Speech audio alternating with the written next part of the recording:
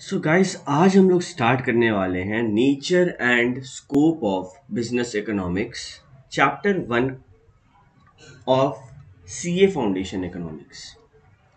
इस चैप्टर में simply economics क्या होता है, इकोनॉमिक्स का मतलब क्या है, बिजनेस इकोनॉमिक्स का नेचर कैसा है और बिजनेस इकोनॉमिक्स के स्कोप के अंदर अंदर कैसे कॉन्सेप्ट्स आ सकते हैं। इनफैक्ट हम लोग ये भी जानने वाले हैं कि इकोनॉमिक्स हम लोग क्यों पढ़ रहे हैं और उसे पढ़ के हम लोग किस टाइप के प्रॉब्लम्स का सल्यूशन निकाल सकते हैं। So let us start. सबसे पहला concept that we will like to discuss is कि इकोनॉमिक्स क्या है। इकोनॉमिक्स शब्द ग्रीक वर्ड ओइकोनोमो या फिर ओइकोनोमिया, जिसका मतलब होता है हाउस होल्ड, इससे जन्म लेता है। 19th सेंचुरी तक इकोनॉमिक्स को पॉलिटिकल इकोनॉमी ही समझा जाता था। फिर एक बुक आया, an inquiry into the nature and causes of wealth of nations. Adam Smith के द्वारा यह बुक लिखा गया था, जो कि इकोनॉमिक्स का एक नया व्यू दिया। ये समझना बहुत जरूरी है कि इकोनॉमिक्स का हमारे बिजनेस वर्ल्ड में क्या जरूरत है। फॉर एग्जाम्पल, आपका बर्थडे एंड आपको 1000 रुपीज गिफ्ट के तौर पे दिया गया and you are free to spend it. आपको जैसे उस पैसा को खर्चा करना है आप कर सकते हो। Now there are many options in front of you. Like आप चाहो तो उस 1000 रुपए का पार्टी दो, चाहो तो अपने खुद के लिए ड्रेस खरीदो, चाहो तो मूवी देखने जाओ या फिर रेस्टोरेंट जाओ, या फिर खुद के लिए किताब खरीदो, या फिर सेविंग्स कर लो, कोई अच्छे जगह में इन्वेस्ट कर लो, शेयर खरीद लो, वगैरह वगैरह। सो यू अंडरस्टैंड प्रॉब्लम क्या है। आपके पास पैसा तो सिर्फ 1000 रुपए है, बट अल्टरनेटिव ऑप्शंस कई सारे हैं। सो द मेन डायलेमा मतलब किस किस को चूज करूं। ये हर पर्सन को होता है, हर स्टेट में होता है, हर कंट्री में होता है, पूरे दुनिया में होता है कि भैया हमारे पास तो रिसोर्सेज है कम, लिमिटेड, एंड हमारे वांट्स हैं unlimited. Right it down. Sources limited है एंड वांट्स अनलिमिटेड है। सो what we need to do is we need to choose amongst different alternative। कुछ wants हमारे satisfy होंगे एंड कुछ अनसेटिस्फाइड रहेंगे। क्यों? क्योंकि हमारे पास जो रिसोर्सेज है वो लिमिटेड है। दो फैक्ट स्टार मार्क करना। पहला, wants आर अनलिमिटेड। दूसरा, इसको जो मीट करने के लिए रिसोर्सेज है वो स्कार्स है, वो लिमिटेड है। ओके, सो आगे बढ़ते हैं। क्या बोला देखो, the definition of economics with the narrow focus on scarce resources to satisfy human want is the domain of modern neoclassical microeconomic analysis। Important है। ये क्या है neo classical micro economic analysis? अभी तक हम लोग इकोनॉमिक्स के बारे में सिर्फ एक चीज जान रहे हैं कि भैया रिसोर्सेज जो है वो स्कार्स है, ह्यूमन वांट को कैसे कैसे सेटिस्फाई करें। ये एक नैरो व्यू है। नैरो मतलब एक पतला व्यू है, ब्रॉड व्यू नहीं है। ठीक है, ये सही तो है, ऐसा नहीं बोल रहा हूं कि ये जो डेफिनेशन है ये गलत है, बट ये कंप्लीट नहीं है, ये इनकम्प्लीट है। यहां पे सिर्फ फोकस किया जा रहा है रिसोर्सेस के ऊपर और वांट्स के ऊपर कि रिसोर्सेस फिक्स्ड है, हम लोग वांट्स को अपना कैसे सेटिस्फाई करें। बट फैक्ट क्या है? क्या सिर्फ इकोनॉमिक्स का डेफिनेशन इतना ही हो सकता है? बिल्कुल नहीं, और भी बहुत सारी चीजें हैं जो इस डेफिनेशन में ऐड ऑन हो सकती है। फॉर एग्जाम्पल, हमने अभी तक सिर्फ सीखा रिसोर्सेस स्कार्स है, वांट्स अनलिमिटेड है, बट कहीं ना कहीं जिस प्रोसेस से प्रोडक्शन हो, जो प्रोडक्टिव कैपेसिटी है, प्रोडक्टिव मेथड्स है, वो भी तो बहुत ज़रूरी है। कैसे? For example, at present in the year 2021 ऐसा काफ़ी सारा न्यूज़ में आ रहा है कि जो हमारा कोल रिजर्व है, कोयला का reserve, that is depleting at a very fast rate. So हमारा तो इलेक्ट्रिसिटी, फॉर एग्जाम्पल कोयला काफ़ी सारे कामों में यूज होता है, बट सिर्फ इलेक्ट्रिसिटी का लें तो इलेक्ट्रिसिटी में तो हमारा जो वांट है वो अनलिमिटेड है, एंड कोल जो है वो तो लिमिटेड है। इनफैक्ट वो तो नेचुरल रिसोर्स है, एक बार यूज हो गया तो फिर से बनने में नॉन रिन्यूएबल टाइप है, बहुत टाइम लगेगा। So what to do now? Productive capacity पे फोकस करना सिखा रहा है इकोनॉमिक्स यहाँ पे, कि आप सिर्फ कोल एनर्जी पे क्यों डिपेंडेंट हो। आपके पास विंड एनर्जी है, सोलर एनर्जी है, हाइड्रो एनर्जी है, आपके पास न्यूक्लियर एनर्जी है, इतना कुछ से आप इलेक्ट्रिसिटी जनरेट कर सकते हो। ये कैसे सिखाया गया? ये इकोनॉमिक्स के द्वारा सिखाया गया। जब आप और एडुकेटेड होगे और अच्छा स्किल लाओगे अपने अंदर, तब आपको पता चलेगा कि कैसे अल्टरनेटिव्स में आप स्विच कर सकते हो। इनफैक्ट वी नो कि जो ग्रोथ है प्रोडक्शन में, इनकम में, वो काफ़ी स्मूथ नहीं रहा। जैसे कि पीरियड्स ऐसे ऐसे आए हैं जिसमें आउटपुट सिर्फ ग्रो करना फेल नहीं किया, ऐसा नहीं हुआ कि आउटपुट ग्रो नहीं हो रहा है, इनफैक्ट डिक्लाइन हुआ। जैसे कि ग्लोबल फाइनेंशियल क्राइसिस 2007 और हमारा कोरोना पैंडेमिक 2019, ये तो दो एग्जाम्पल है जब प्रोडक्शन ग्रोथ होने के बजाय कांस्टेंट भी नहीं रहा, फॉल किया, डिक्लाइन किया। क्यों? क्योंकि डिमांड इनसफिशिएंट था। सो इकोनॉमिक्स इन सारे प्रॉब्लम से निकलने का एक तरकीब देता आपको। Now the question arises is the meaning of business economics. Business economics का मतलब क्या है? एक सिचुएशन लेते हैं। वर्ल्ड वाइड फूड लिमिटेड करके एक कंपनी है, एंड मिस्टर जी रामामूर्ति इसके सीईओ हैं। इनका प्रेजेंटेशन था, ये अपने बोर्ड ऑफ डायरेक्टर को दिखाए सारा प्रेजेंटेशन और फिर सवाल पूछते हैं, well ladies and gentleman, what you say, shall we go into soft drink business? तो उन्हीं में से एक जो मीटिंग में बैठे हुए थे बोर्ड ऑफ डायरेक्टर में, जिनका नाम था मिस्टर स्वामीनाथन, उन्होंने कहा, give us some time sir, you are asking us to approve a major decision which will have long term impact on the direction of the company. फिर सीईओ साहब कहते हैं, I understand your concern for the company, but now the time has come for us to expand our business. Soft drink markets is growing fast and it is closely related to our core business food. फिर यहां पे क्या हुआ? बहस CEO और board of director के बीच में। CEO का कहना है कि हम सॉफ्ट ड्रिंक लाना चाहते हैं, बोर्ड ऑफ डायरेक्टर कह रहे हैं कि नहीं यार रुक जाओ, अभी हम लोग को सोच विचार करने दो। ठीक है, इसी बात पे बहस होते गया होते गया होते गया। लास्ट में क्या हुआ? रामामूर्ति ने एक काफी ही लॉजिकल बात कहा, well friends, all are concern are logical and believe me, I have been given much thought to these ifs and but my people have spent many days analysing all available data to arrive at a judgement. Simply यहाँ पे क्या हो रहा है? Economics का use हो रहा है। देखो ना, अवेलेबल डाटा, जजमेंट आने के लिए एनालिसिस किए, पॉसिबिलिटीज देखें, एवरेज रिटर्न ऑन इन्वेस्टमेंट देखें, चेक किए क्या रिपरकशन होगा production cost, pricing, distribution, financing, ये सारी चीज के बारे में। ये सारा टर्म कहाँ का है? ये सारा टर्म हमारे इकोनॉमिक्स का है। तो कुछ प्रॉब्लम फेस किए यहाँ पे ये लोग, बिल्कुल, जैसे कि क्या हम लोग जो एक्शन लेंगे वो सही है, क्या वो एफिशिएंट है, क्या उसका कोई और अल्टरनेटिव, बेटर अल्टरनेटिव अवेलेबल है,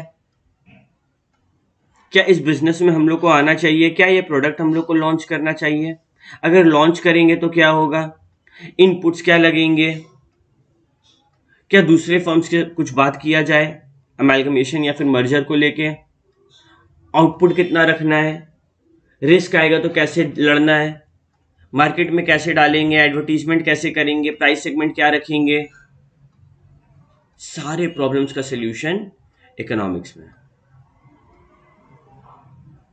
इकोनॉमिक्स का जो एनवायरनमेंट होता है वो हाईली कॉम्प्लेक्स एंड डायनामिक है, इजी नहीं है, सिंपल नहीं है, स्टैग्नेंट नहीं है, कॉम्प्लेक्स एंड डायनामिक है। कॉम्प्लेक्स एंड डायनामिक का मतलब चेंज होते रहता है, समझने में आसान नहीं है।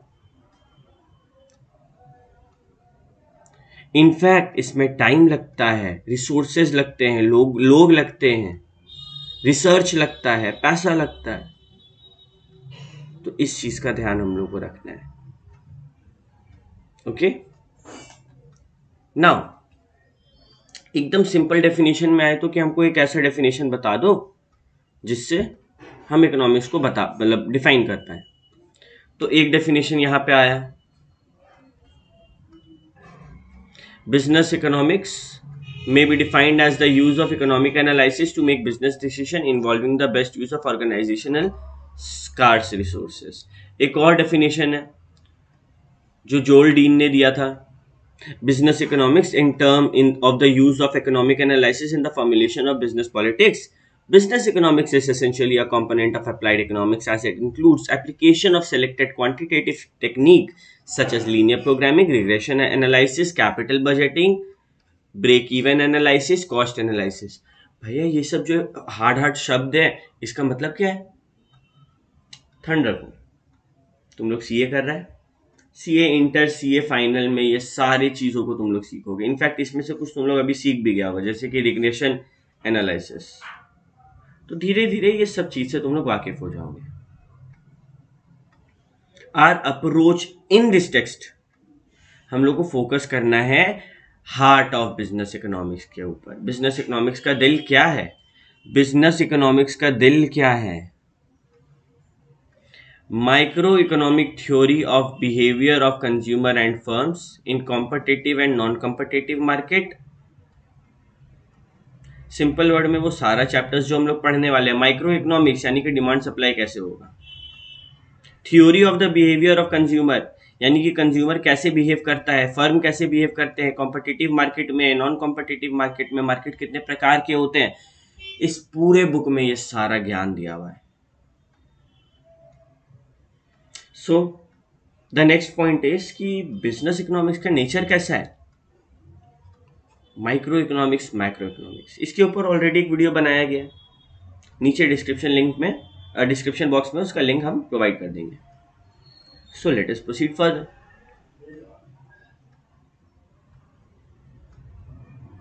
Scope of business economics। Scope of business economics का मतलब बिजनेस इकोनॉमिक्स किन कॉन्सेप्ट्स को कवर करता है। आई हैव ऑलरेडी सेड कि हम लोग ऊपर में जो ज्ञान पढ़े ना, अनलिमिटेड वांट, लिमिटेड रिसोर्सेज, वो तो नैरो है। हमारा बिजनेस इकोनॉमिक्स का जो स्कोप है वो बहुत वाइड है। कुछ जो एक कंपनी या फिर एक फर्म, एक दुकान, एक बंदा के अंदर बिजनेस के बारे में जाने, जिसको माइक्रो इकोनॉमिक्स बोलते हैं। इंटरनल इश्यूज की ऑपरेट कैसे करें, क्या डिमांड सप्लाई है एक इंडिविजुअल का, मार्केट का कैसे परफॉर्म करें। और दूसरा पूरे वाइड कॉन्सेप्ट को देखते हुए मैक्रो व्यू। ठीक है, माइक्रो मतलब छोटा सा व्यू, एक इंडिविजुअल को या फिर एक मार्केट को देखना। मैक्रो मतलब एज अ होल देखना।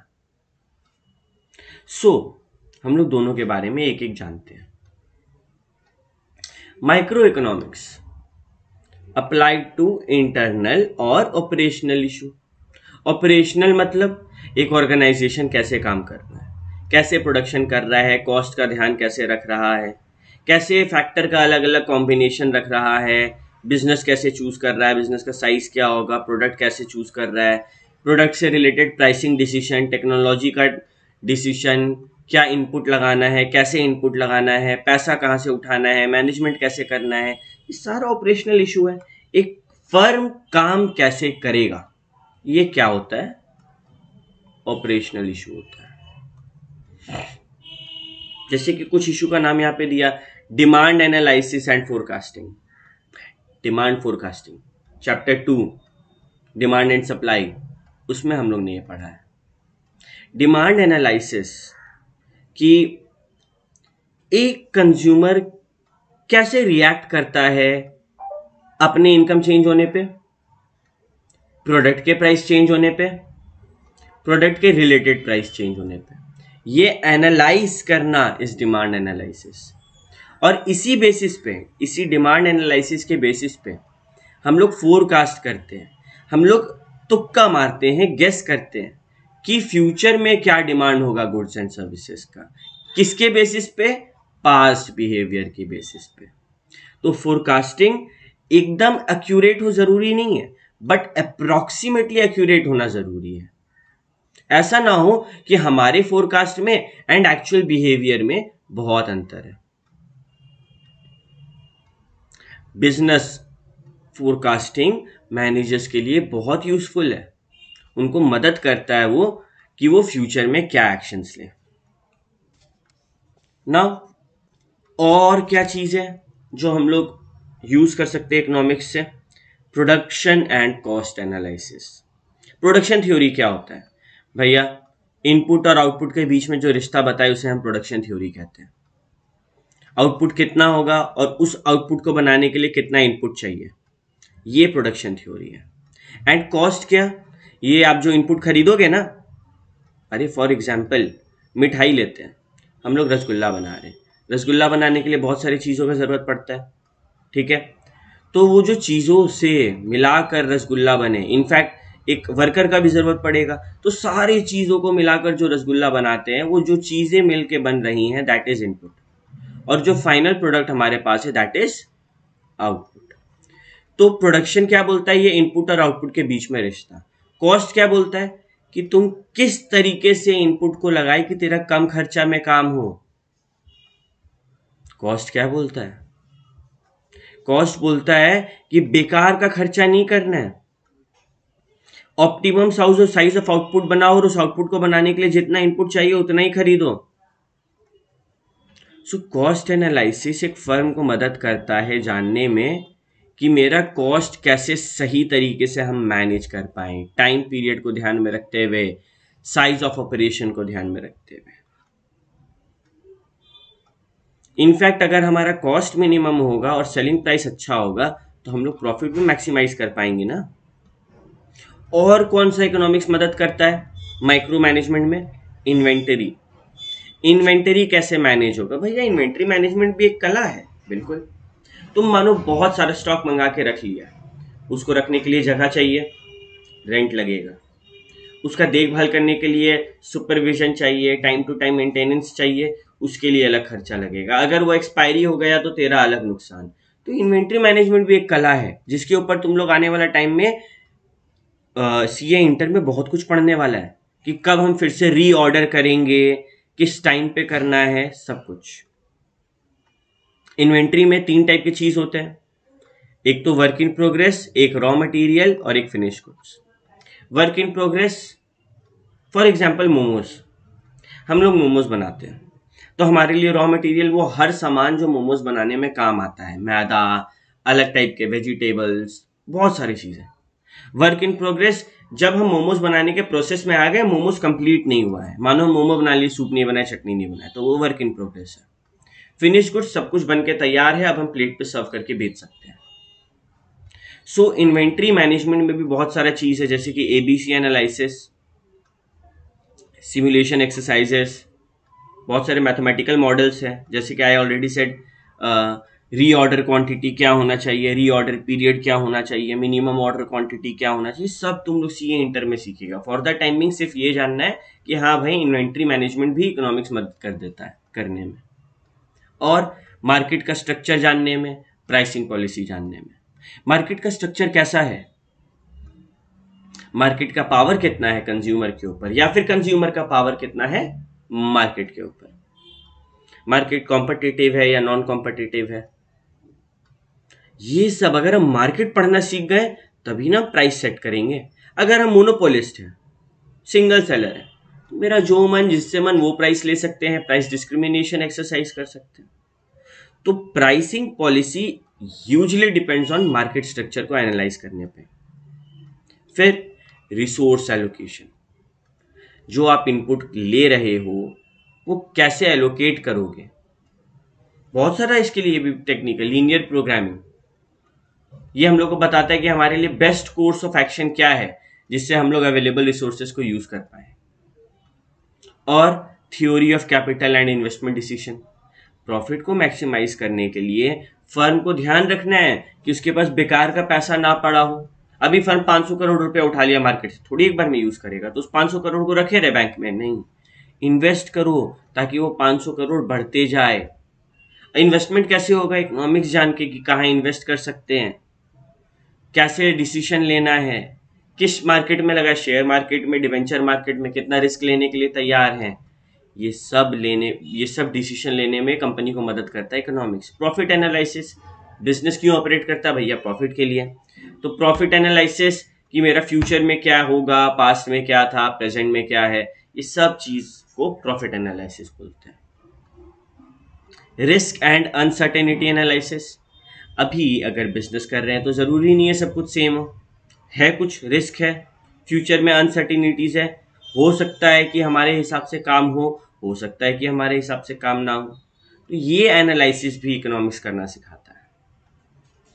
ये तो हुआ कंपनी के नजरिए से बात, but at the same time macro economics, पूरे देश को देखना पड़ता है, पूरे स्टेट को देखना पड़ता है, किस बिजनेस साइकिल में है, कैसा इकोनॉमिक सिस्टम है, नेशनल इनकम कैसा है, लोगों को एम्प्लॉयमेंट कितना मिला है, उनका सेविंग्स कितना है, प्राइस कैसे अफोर्ड कर पाएंगे, इन्वेस्टमेंट कहाँ कर रहे हैं, गवर्नमेंट का क्या दखल अंदाजी है, कितना टैक्स लगा रहा है, कैसा रूल ला रहा है, वगैरह वगैरह, सेंट्रल बैंक का क्या रोल है, ट्रेड यूनियन वगैरह जो है, प्रोड्यूसर कंज्यूमर, ये लोग का जो यूनियन है, ये लोग का जो क्या बोलते हैं उसे, गठबंधन है, वो कैसा है, पॉलिटिकल एनवायरनमेंट कैसा है, ये सारे छोटे छोटे चीज मैक्रो इकोनॉमिक्स में आते हैं। और ये सब हम लोग स्टडी करते हैं कोई प्रोडक्ट लॉन्च करने से पहले, कोई भी मेजर डिसीजन लेने से पहले। तो बेसिकली माइक्रो एंड मैक्रो दोनों ही इंटरडिपेंडेंट है इकोनॉमिक्स में डिसीजन लेने के लिए। ऐसा नहीं कि सिर्फ माइक्रो के बेसिस पर हम डिसीजन ले सकते हैं, फंस जाएंगे। तो इकोनॉमिक्स कंपनी के अंदर के लेवल पे एंड बाहर के लेवल पे दोनों पे डिसीजन लेना हमें सिखाता है। That's it. आपका होमवर्क सिर्फ इतना है, आप सब कुछ अच्छे से एक बार रीड कर लेना और दिमाग में रख लेना। That is it. Okay, thank you very much.